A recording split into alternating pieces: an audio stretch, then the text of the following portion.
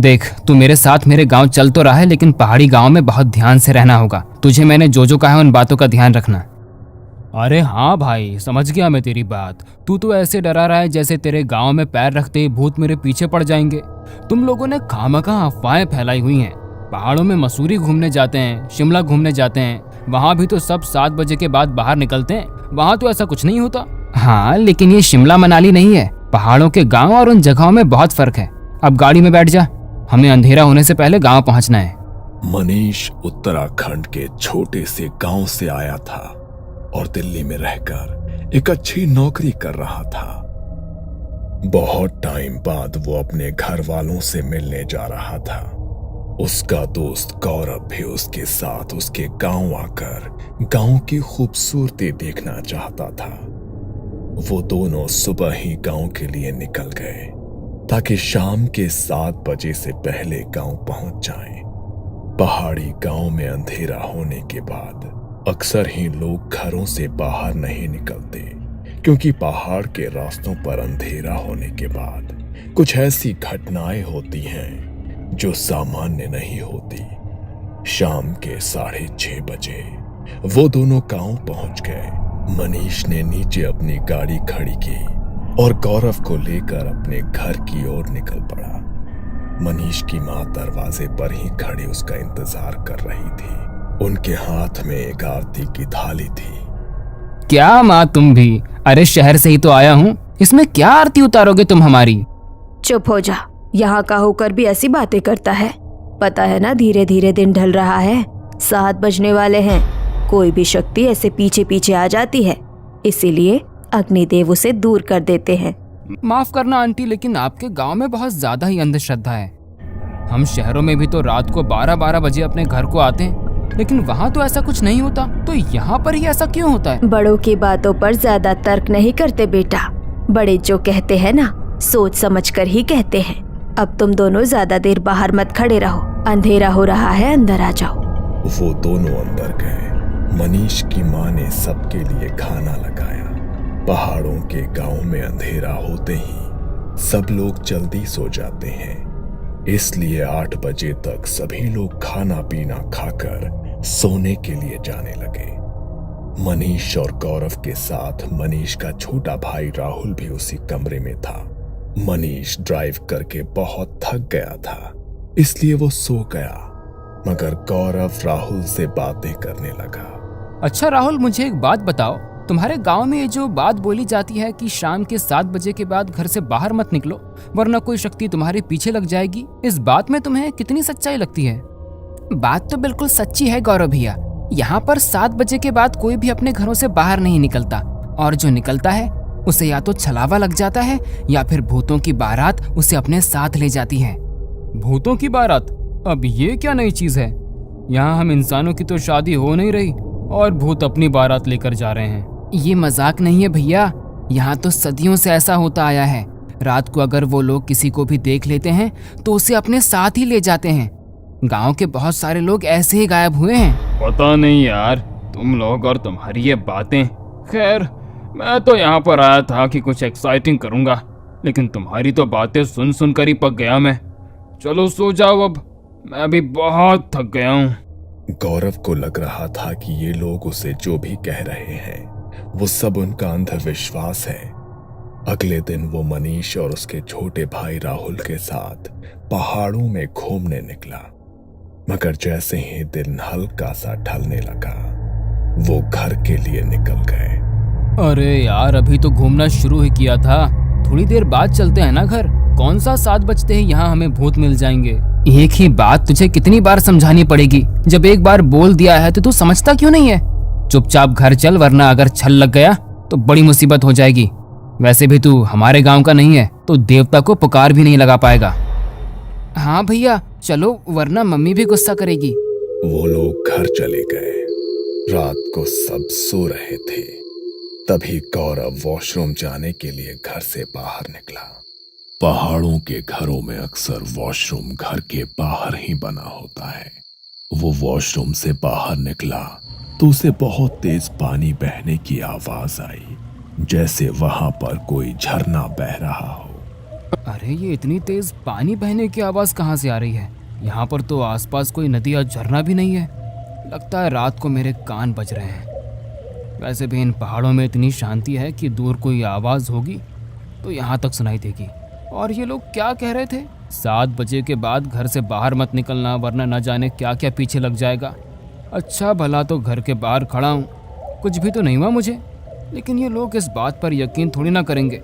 इसका video shoot करता हूँ, कल दिखाऊंगा इन सबको। गौरव ने अपने फोन से रिकॉर्डिंग करनी शुरू की और आगे की तरफ निकल गया।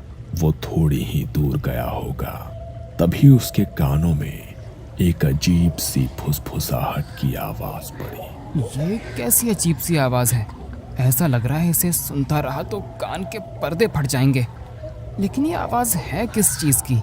गौरव ने इधर उधर नजरें घुमाकर देखा, मगर वहां कुछ भी नहीं था और ना ही उसके कैमरे में कुछ रिकॉर्ड हुआ।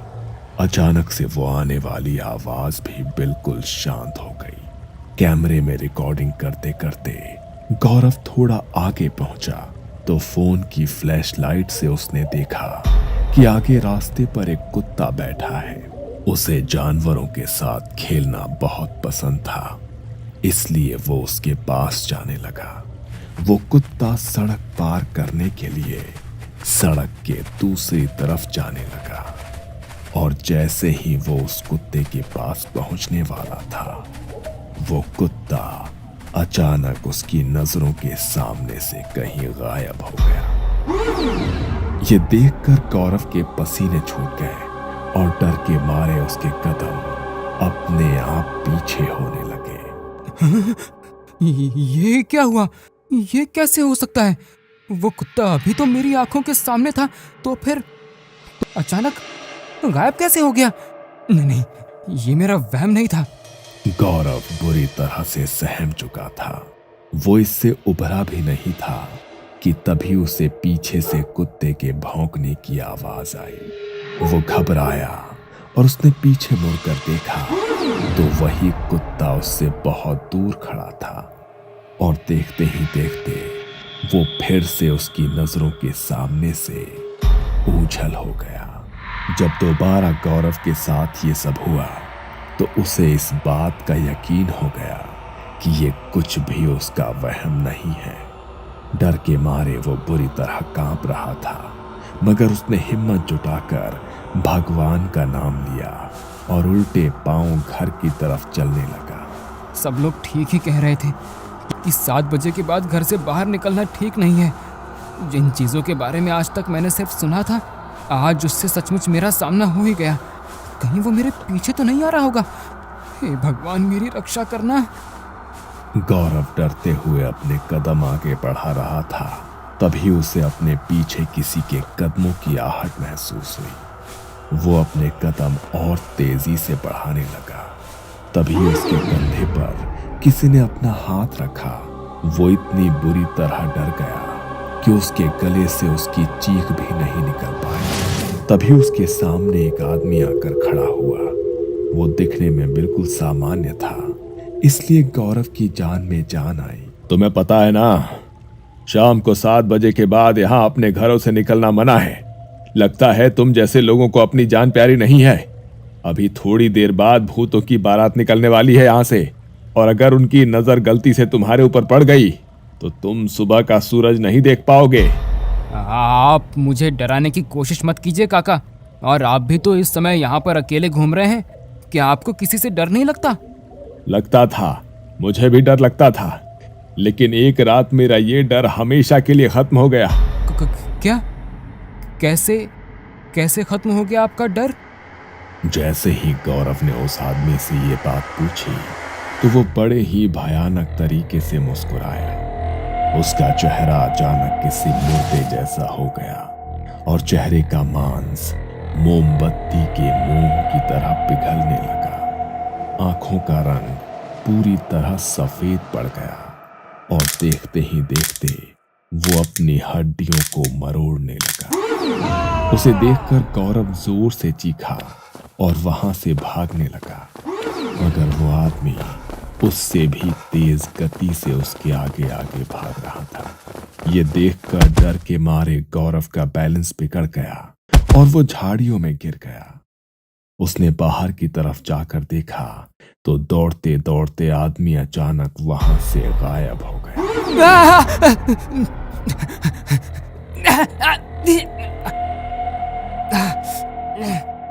मैंने ये क्या कर दिया? क्यों मैंने अपने सर पर आफत मोल ली? समझ नहीं आ रहा कि अब घर तक कैसे पहुंचूंगा। मुझे तो लगता है आज रात खेल खत्म ही हो जाएगा मेरा। नहीं निकलना चाहिए था मुझे घर से बाहर। गौरव ने हांफते हुए अपनी आंखें बंद की। तभी उसके कानों में किसी की अजीब सी हंसी की आवाज पड़ी। वो बुरी तरह डर गया। उसने हिम्मत करके आंखें खोलकर देखा तो वही आदमी ठीक उसके बगल में बैठा था और उसे देखकर भयानक तरह से हंस रहा था। अब तुम कहीं नहीं जा पाओगे। अपनी मौत को खुद बुलाया है तुमने और तुम्हारी मौत अब तुम्हारा पीछा नहीं छोड़ेगी। उसने अपनी गर्दन मरोड़कर हंसते हुए गौरव को देखा और फिर से वहां से गायब हो गया। गौरव झाड़ियों में दुबक कर बैठा था क्योंकि वहां से निकल पाने की उसकी हिम्मत नहीं हो रही थी। वो झाड़ियों के रास्ते ही धीरे धीरे चलकर घर तक पहुंचने की कोशिश करने लगा। तभी उसे बैंड बाजे की आवाज सुनाई दी, जैसे किसी की शादी हो रही हो। गौरव ने ध्यान से देखा तो पीछे से किसी की बारात आ रही थी। वहां बहुत चकाचौंध थी। उन्हें देखकर गौरव की जान में जान आई। शायद ये लोग मेरी कुछ मदद कर सकें। इनके साथ निकलूंगा तो घर तक पहुंच ही जाऊंगा, वरना अकेले रहा तो मेरा बच पाना भी मुश्किल है। गौरव झाड़ियों से बाहर निकलने लगा। तभी उसे राहुल की कही हुई वो बात याद आई और वो फिर से झाड़ियों में दुबक कर बैठ गया। ये तो क्या करने जा रहा था गौरव? भूल गया राहुल ने तुझे क्या कहा था कि रात को यहाँ से भूतों की बारात गुजरती है, और अगर उनका ध्यान मुझ पर पड़ गया तो मुझे भी अपने साथ ही ले जाएंगे। मुझे कुछ भी करके इनसे बचना होगा, वरना अगर इन्होंने मुझे देख लिया तो ये तो मुझे मार ही डालेंगे। गौरव कांपते हुए झाड़ियों में बैठा था। उसके फोन की रिकॉर्डिंग अभी भी चालू थी, मगर अब उसमें कुछ रिकॉर्ड हो रहा था तो वो था सिर्फ उसका डर। बारात में बजने वाले ढोल, ताशे और शहनाइयों की आवाज जोर जोर से उसके कानों में पड़ रही थी। वो वहां से उनके निकलने का इंतजार कर रहा था। वो अपनी आंखें बंद करके झाड़ियों के बीच बैठा रहा। तभी उसके कानों में पड़ रही ढोल, ताशों और शहनाइयों की आवाज अचानक से बहुत तेज हो गई। उसने अपने कानों पर हाथ रखा, मगर उसके कानों से खून बहने लगा। उसने डरते हुए अपनी आंखें खोली और उसने देखा कि वो बारात धीरे धीरे उसके पास आती जा रही है, और जैसे जैसे वो बारात उसके पास आ रही थी वैसे वैसे उसका डर बढ़ता जा रहा था। उसने ध्यान से जब उनकी तरफ देखा तो वो आम लोगों जैसे नहीं थे। उन सब के चेहरे का मांस फटा हुआ था और आंखों की पुतलियां बाहर को निकल आई थी। पैर पीछे की तरफ उल्टे मुड़े हुए थे और सबके चेहरे पर शैतानी हंसी छाई हुई थी।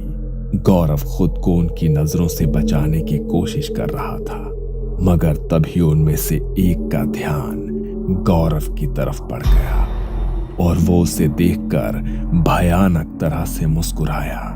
जैसे ही गौरव से उसकी आंखें मिली, गौरव जोर से चीखा और वहीं पर बेहोश हो गया। अगली सुबह जब घर में सबकी आंखें खुली तो उन्हें गौरव पूरे घर में नहीं मिला। अरे रात को तो वो हमारे साथ ही सोया था, तो अचानक से कहाँ चला गया? और उसे तो यहाँ के रास्तों का भी पता नहीं है, तो अकेले कहाँ जा सकता है वो? सब उसे लेकर बहुत परेशान थे। तभी थोड़ी देर बाद एक लड़का दौड़ता दौड़ता मनीष के घर आया और उसने मनीष को कुछ ऐसा बताया जिसे सुनकर उसके पैरों तले से जमीन खिसक गई। मनीष भागता हुआ उसके साथ गया तो देखा कि झाड़ियों के रास्ते एक पेड़ पर गौरव का शरीर लटका हुआ था। उसकी आंखों की पुतलियां गायब थी और जुबान बाहर को निकल कर आ चुकी थी। हाथ पैरों को किसी ने बुरी तरह मरोड़कर उल्टा कर दिया था। वो उसे देखकर जोर जोर से रोने लगा। अब उसके शरीर को पेड़ से नीचे उतारा गया तो मनीष ने देखा कि गौरव की शर्ट की जेब में उसका फोन था जिसमें कल रात की रिकॉर्डिंग थी। मना किया था मैंने कि 7 बजे के बाद घर से बाहर मत निकलना लेकिन तूने मेरी एक बात भी नहीं सुनी। काश तूने मेरी बात मान ली होती मेरे दोस्त। अपनी जिद की वजह से गौरव की जान चली गई। पहाड़ी गांवों में अक्सर ऐसी चीजें होनी बहुत आम है, इसलिए आज भी लोग वहां पर 7 बजे के बाद अपने घरों से नहीं निकलते। और अगर कोई वहां पर बने नियमों को तोड़ने की कोशिश करता है तो उसका वही अंजाम होता है जो गौरव के साथ हुआ। ये कहानी आपको अच्छी लगी हो तो हमें सब्सक्राइब करें, हमारा इंस्टाग्राम और फेसबुक पेज जरूर फॉलो करें। अगर आपके पास ऐसी ही कोई कहानी हो तो हमें कमेंट बॉक्स में भेजें। हम कोशिश करेंगे कि अगली एनिमेटेड स्टोरी आपकी होगी।